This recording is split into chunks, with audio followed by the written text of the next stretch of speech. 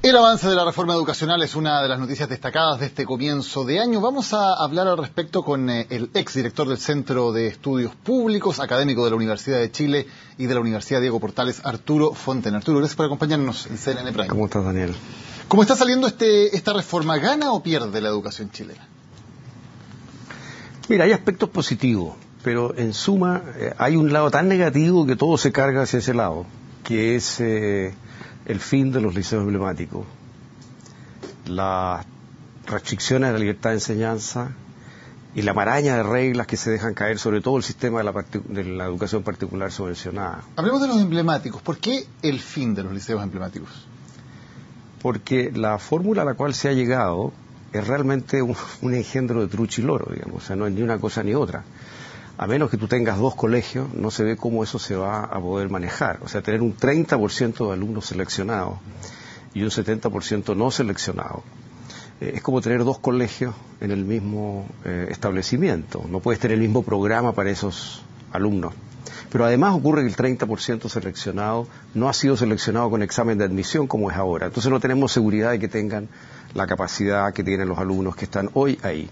¿No podría entenderse que hay un efecto par y que ese 30% va a empujar al resto de los estudiantes también a mejorar, a dar lo mejor de sí en cuanto a rendimiento? Bueno, para mí eso es una de las cosas más sorprendentes que ha pasado en esta discusión, porque cada vez que los partidarios de esta reforma, los expertos que asesoran a los legisladores, han dado un ejemplo de un trabajo concreto donde funciona el efecto par positivo, o sea, la influencia de los buenos alumnos sobre los más flojos, cada vez he leído el paper y nos hemos encontrado con que siempre el grupo vulnerable en ese colegio, en ese curso, en esa clase, está en minoría. A veces un 20, a veces un 30, un 35%. Nunca he visto hasta ahora un paper donde haya un experimento donde una mayoría de alumnos vulnerables o malos alumnos, por ponerlo en términos generales, más débiles académicamente, sean levantados por una minoría de alumnos de alto nivel. Lo que ocurre más bien es al contrario. Incluso hay trabajos que citan constantemente y en los cuales se cruza un umbral alrededor del 20% y ya el efecto positivo de los mejores alumnos sobre los más débiles empieza a desaparecer. Ahora, entonces esto es una ilusión. ¿No podría entenderse esto como una oportunidad para que el Instituto Nacional o los otros emblemáticos prueben de que sí entregan valor agregado, que sí, teniendo alumnos promedios, son capaces de sacar algo mejor de ellos? Mira, yo creo que eso en buena medida puede ocurrir. O sea, es probable que estos colegios que tienen unos equipos de profesores de gran calidad y que tienen métodos de enseñanza muy buenos, todavía tengan un rendimiento superior al promedio. Pero lo que pasa es que, mira, cada colegio tiene su identidad, cada colegio tiene su cultura propia. Y la misión que ha tenido tradicionalmente el Instituto Nacional, que la fijó Camilo Enrique, es formar personas que dirijan la República. O sea, es un colegio que está destinado no simplemente a producir buenos alumnos, sino alumnos que lleguen a las capas dirigentes del país. Y para eso tú necesitas una combinación de gran calidad de enseñanza y también mucho talento. Porque fíjate que estamos hablando de alumnos, digamos, más del 60% de los alumnos del Nacional y del Carmela Carvajal provienen de hogares donde el ingreso es del orden de 576.000 pesos o menos. Un 30% de esos alumnos viene de hogares cuyos ingresos son 288.000 pesos o menos. Entonces son personas que vienen de hogares sin gran cultura y que una vez que están ahí adentro, en una sola generación, saltan a poder formar parte de las capas dirigentes. Esos alumnos logran llegar a Ingeniería Civil de la Católica o de la Chile. No solo eso, esos alumnos cuyos papás ganan ese tipo de ingreso, tienen, una vez que están adentro del instituto, la misma probabilidad de llegar a Ingeniería Civil de la Católica que uno cuyo papá gana 1.400.000 o más. Eso es un hecho único. O sea, digamos, es un logro educacional extraordinario, porque en todas las sociedades hay una relación fuerte entre rendimiento académico y nivel de ingresos de la familia, simplemente porque el nivel de ingresos de la familia en las sociedades modernas refleja en buena medida el nivel educacional. Ahora, hay efectivamente una pequeña escalerita, podríamos decir, de movilidad social que entregan el Nacional, el Carmela Carvajal, pero que es para muy pocos. ¿No logra esta reforma ampliar esa escalera, que más alumnos a largo plazo en otros colegios de Chile puedan también aspirar a la movilidad social sin necesidad de entrar a esos pocos colegios emblemáticos? A ver, yo creo que depende qué tipo de movilidad social. Como te decía, me parece que la gracia de estos colegios es la posibilidad de penetrar en la élite. Eso requiere talento excepcional y colegios excepcionales. Ahora, la escalerita es muy estrecha, estoy de acuerdo. Pero, por ejemplo, hay un experimento que muestra que esto se puede ampliar, que es el Liceo Nacional de Maipú. Hoy día ese colegio, que es relativamente es un colegio público, un liceo público gratuito, es el cuarto colegio que más alumnos coloca en Ingeniería Civil de la Chile. Ese colegio está funcionando. O sea, tú podrías tener un Instituto Nacional o un Carmela Carvajal en Maipú, de hecho ya lo tiene, en La Florida, en Cerro Navia, en Concepción. Pero, perdón, necesariamente seleccionando no es posible tener colegios de calidad, de excelencia, que logren una movilidad social hacia la élite sin selección.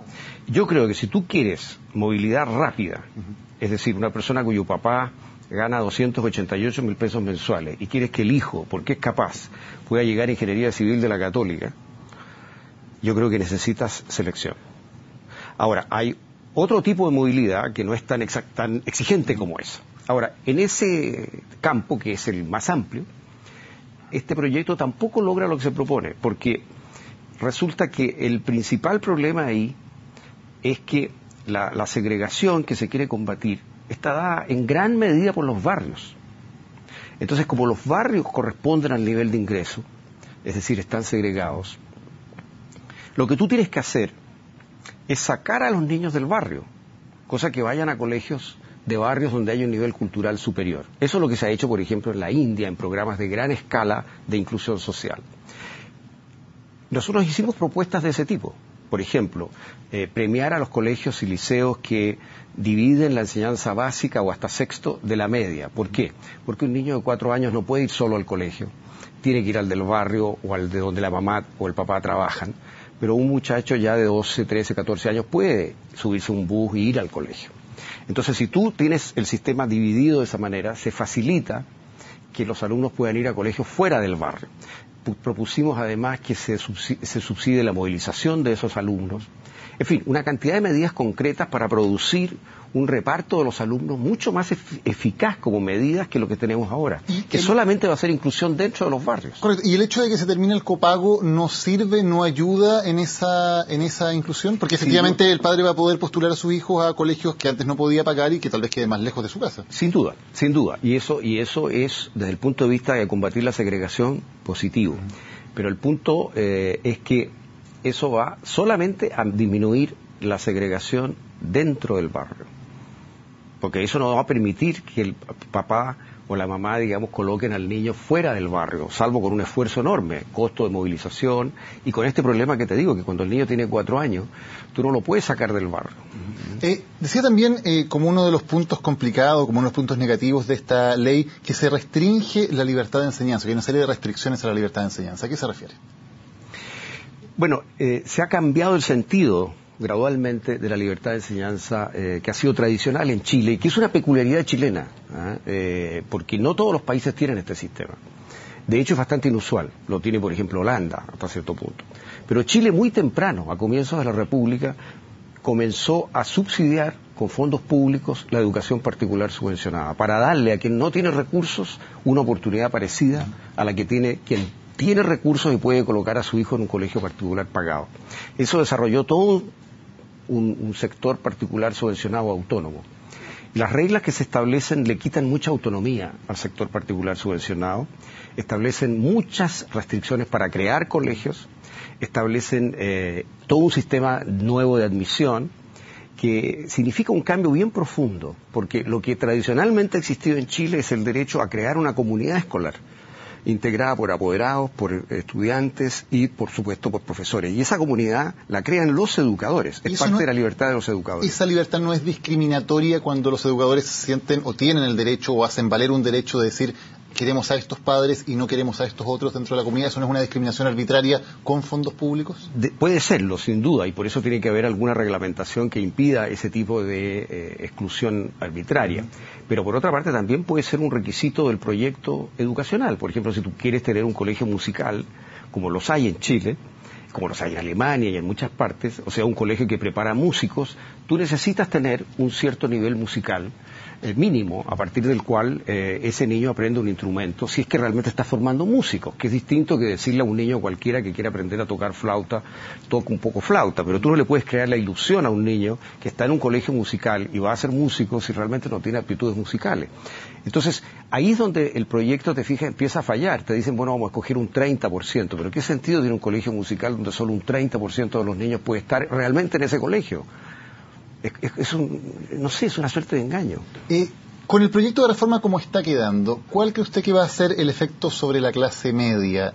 ¿Se va a sentir apoyada, beneficiada por un proyecto que, por ejemplo, le permite ahora brindar a su hijo educación de manera gratuita o acceder a colegios que antes no podía pagar por el copago, o se va a sentir más bien amenazada en sus elecciones de colegios, muchos de ellos particulares subvencionados que ha elegido la clase media? Yo creo que en general lo que yo percibo, por lo menos, es que los grupos medios se sienten amenazados por el cierre de colegios y amenazados porque tenemos a todo el sector particular subvencionado, incómodo, molesto y percibiendo que se les viene encima la burocratización de su trabajo y que ellos pierden autonomía, pierden encanto para trabajar, porque no van a tener libertad real para hacer el tipo de educación que ellos quieren.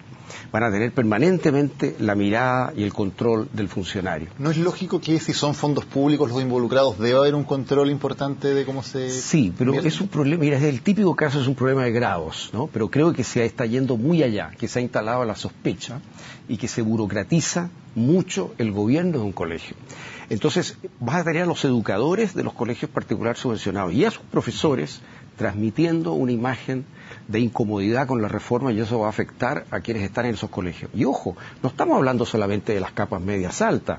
Si tú revisas la situación de La Pintana, hay más colegios particulares subvencionados que públicos ahí. O sea, en La Pintana tú vas a tener este problema. Y esto se está reflejando en las encuestas. Acabo de ver la encuesta Plaza Academ del lunes.